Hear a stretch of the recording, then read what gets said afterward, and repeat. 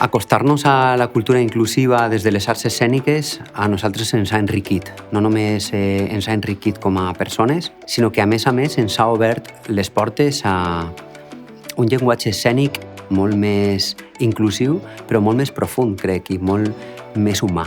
Realmente las personas mayores tienen muchas ganas de aprender. Se les presenta todo un abanico porque tienen más tiempo que nunca para poder saborear y disfrutar de lo que es la cultura. Para la persona que quiere acceder y para la producción y para la compañía, nuestra misión es facilitar las cosas. Pues en Anchindán entendemos la cultura como una herramienta de transformación fundamental y una herramienta de concienciación. Hogares Compartidos puede aportar al proyecto la mirada de las personas mayores, el que realmente se les escuche cómo quieren ese acceso a la cultura, qué quieren ver, qué les interesa, qué les motiva y aprender de ellos.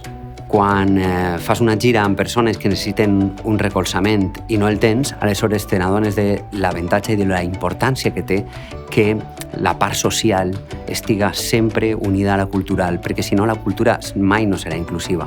Al final se queda reducido a grupos un tanto endogámicos, ¿no? La apuesta por qué debe fomentarse en la cultura, y a veces no se escucha a las personas que trabajamos día a día con la discapacidad intelectual y con el síndrome de Down. Tenemos muy en cuenta la responsabilidad social corporativa, ¿no?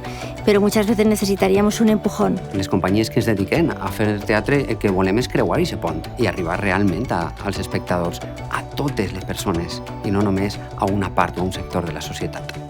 Cultura Más Social es un puente entre instituciones culturales, entidades sociales, para lograr una cultura inclusiva.